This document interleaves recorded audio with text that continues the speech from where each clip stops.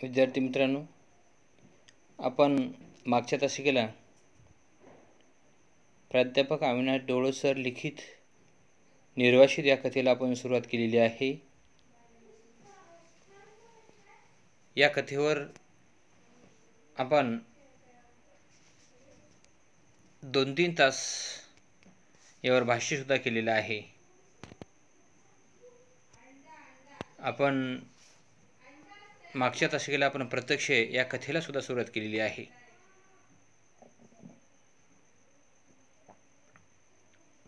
या कथेतल्या वेगळ्या घटकाच्या अनुषंगाने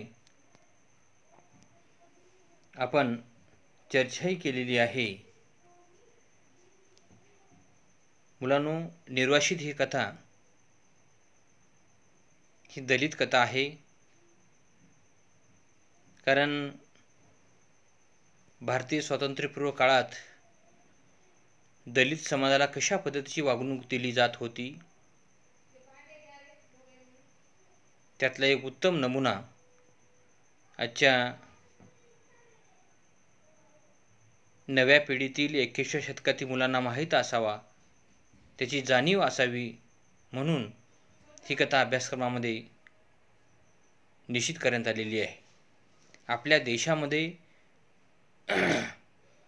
अशा पद्धतीची वागणूक, अशा पद्धतीची वर्तणूक दिली जात होती असं जर म्हटलं तर यावर विश्वाससुद्धा बसणार नाही. मुलांनो, आज 21व्या शतकामध्ये दलितवाची जाणीव आज जवळपास पूर्णपणे नष्ट झालेली आहे, नाहीशी झालेली आहे.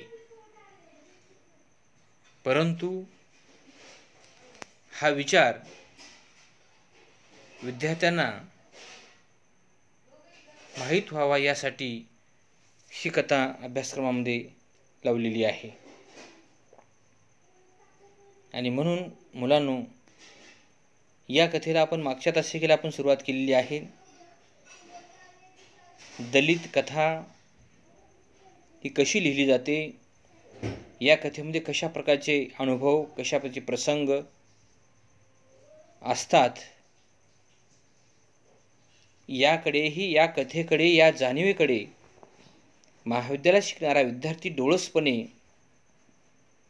तो पाहिला पाहिजे, तो विचार केला पाहिजे. आणि आपल्या देशामध्ये आणि अशा पद्धतीचा विचार हा स्वातंत्र्यपूर्व काळामध्ये तो प्रचंड प्रमाणामध्ये लोकांना त्रास देत होता, याची जाणीव विद्यार्थ्यांच्या मनामध्ये झाली पाहिजे. पहिला मुद्दा आहे पोरा जा इथून. दुसरा मुद्दा आहे मुलाचे पाण्यासाठी बंड. तिसरा मुद्दा आहे मुलाचे तापलेल्या उखंडासारखे मन. आता ज्या गावामध्ये, त्या देशामध्ये चांगली जर वागणूक जर दिली जात नसेल तर लोखंडासारखं मन करण्याशिवाय पर्यायच नाही. म्हणून लोखंडाला जसं तापवलं जातं, लोखंडाला जसं जाळवलं जातं आणि लोखंडाला जसा आकार दिला जातो आपल्या सवयीनुसार, सोयीनुसार, तशाच पद्धतीनं दलित समाजाला सुद्धा अशा प्रकारची लोखंडासारखी वागणूक दिली जात होती. मुलांनो, आज आपण सर्वजण शाळेत जात आहोत, शिक्षण घेत आहोत, महाविद्यालयीन शिक्षण घेत आहोत आणि महाविद्यालयीन उच्च शिक्षण घेऊन आपण वेगवेगळ्या क्षेत्रामध्ये आपण नोकऱ्या करता स्वाभिमानानं आपण जीवन जगत आहोत. स्वाभिमानाचा आत्मनिर्भरपणा आपल्या मनामध्ये निर्माण झालेला आहे फक्त शिक्षणामुळे आणि डॉक्टर बाबासाहेब आंबेडकर यांच्या व्यक्तिमत्वामुळे. फक्त 4 क्रमांकाचा मुद्दा आहे अस्तित्वहीन मन.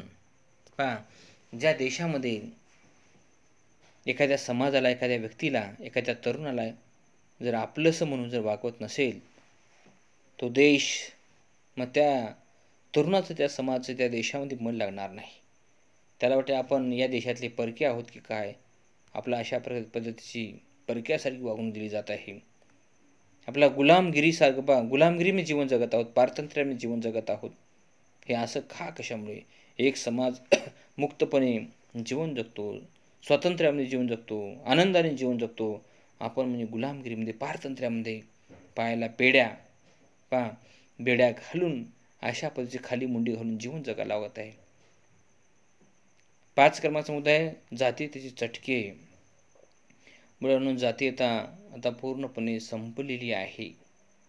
त्यामुळे जातीयतेचे चटके नव्या पिढीला माहीत नाहीत. पूर्वीच्या काळी प्रचंड प्रमाणात जातीयतेचे चटके लोकांना सहन करावे लागलेले आहेत.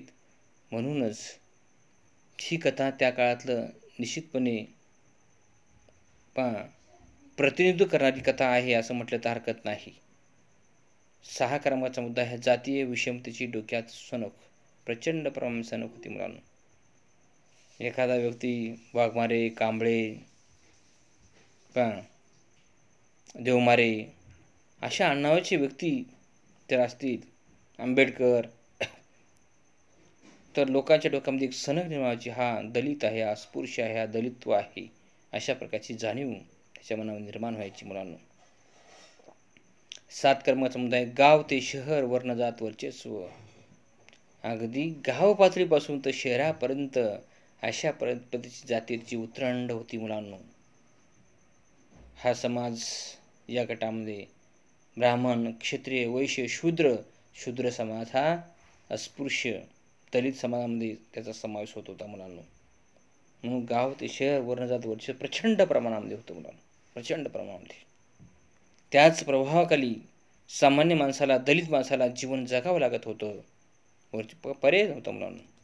इतकी मक्तेदारी, इतकं साम्राज्य ही सवर्ण समाजाचं होतं मुलांना. आणि हा सवर्ण समाज अस्पृश्य समाजाला त्या पद्धतीने वागणूक दिली जात होती मुलांना.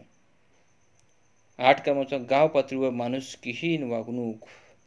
मुलांना अशा प्रकारचे अनुभव न सांगितलेले बरेच. गाव पातळीवर तुम्ही तुमच्या आईवडिलांना सुद्धा विचारू शकता. चर्चासुद्धा तुम्ही जर केला तर यातले ही कथा आणखी चांगल्या पद्धतीने तुम्हाला समजण्यास मदत होईल मुलांना. गाव पातळीवर माणुसकीहीन वागणूक.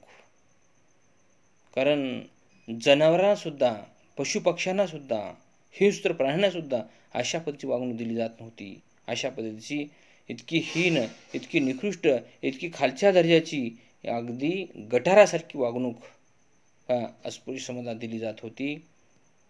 आणि त्यातले वेगवेगळे अनुभव या ठिकाणी लेखकांनी मांडलेले आहेत. 9 क्रमांकाचा मुद्दा आहे माणसातला द्वेष. प्रचंड द्वेष असायचा. कारण सवर्ण समाज हा स्वतःला खूप मोठा, शहाणा, हुशार, पंडित समाजाचा आणि एखादा अस्पृश्य समाजातला, दलित समाजातला माणूस म्हणजे अतिशय हीन असा समजायचा. म्हणून आता ही जी नवी पिढी आहे, नवी पिढी शिक्षण घेत आहेत. शिक्षणातून स्वाभिमान, आत्मनिर्भरपणा जागृत होत आहे. म्हणून एखादी गोष्ट समजा नाही जर मिळाली तर मोर्चे, आंदोलन, उपोषण हा मार्ग अतिशय चांगल्या पद्धतीने चोखाळण्याचं काम सध्या सुरू आहे. आता पहा मुलाची बंड या पाठातला मुद्दा आहे. कितीही जर बंड जर केला तर त्याची दखल, त्याची नोंद कोणी घेत नाही. 11 क्रमांकाचा मुद्दा आहे निर्वासितांना भारतात प्रेमाने वागणूक.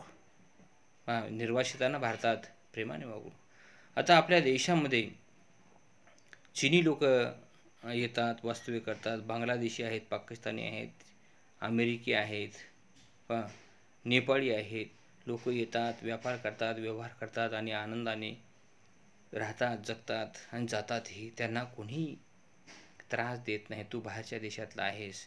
काही पळमार्गाने चोरूसुद्धा आपल्या देशामध्ये येतात आणि अतिशय स्वाभिमानाने भारतामध्ये संचार करतात, फिरतात. त्यांना कोणीच मानत नाही. म्हणून प्राध्यापक अविनाश डोळसर म्हणतात निर्वासितांना भारतात प्रेमाने वागणूक दिली जाते. त्यांना कोणीच काही म्हणत नाही की त्यांना तुम्ही दुसऱ्या देशातले आहेत, तुम्ही बाहेरच्या देशातले आहात, तुम्ही निर्वासित आहे असं जे खरे निर्वासित आहेत त्यांना निर्वासित म्हणून त्यांनी कोणी जाणीव करून देत नाही. त्यांना हाकलून लावत नाही, कोणीतरी हुसकावून लावत नाही. मग आम्हाला अशा प्रकारची वागणूक का? आम्ही या देशातलेच, आमची जन्मभूमी, आमची कर्मभूमी भारत, आम्ही इथले रहिवासी, मूळ आम्ही सगळ्या गोष्टी इथं असताना सुद्धा आम्हाला असं का वागवलं जातं? अशा प्रकारचा प्रश्न या कथेच्या माध्यमातून डोळसरांनी मांडलेला आहे. आणि त्यांचं म्हणणं आणि त्यांचं मत, त्यांचे विचारसुद्धा अगदी 100% खरे आहेत मुलांना. शेवटचा मुद्दा मूळ भारतीय दलितांना निर्वासितासारखी वागणूक. आम्ही इथल्या असतानासुद्धा आमच्या वाट्याला असे भोग का आलेले आहेत? आम्ही काय चूक केलेली आहे? आमचा काय दोष आहे?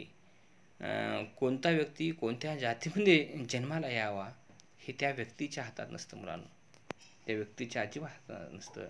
कोण सवर्णामध्ये जन्माला यावं, कोण दलितामध्ये जन्माला यावं, कोण कुठल्या ब्राह्मण क्षत्रिय वैश्य कुठल्या कॅटेगरीमध्ये कुठल्या वर्गामध्ये जन्माला यावं त्या व्यक्तीच्या हातात नसतं.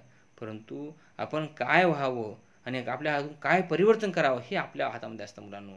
कर्म घडवण्याची क्षमता ही आपल्यामध्ये आहे. अशा पद्धतीचा विचार या कथेमध्ये प्राध्यापक अविनाश रोज सरांनी मांडलेला आहे.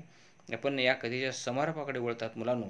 अशा प्रकारे हजारो निर्वासित बांगलादेशी नागरिकांना हा देश सामावून घेतो, त्यांना प्रेमाची वागणूक देतो, त्यांना बंधुभावाची वागणूक देतो.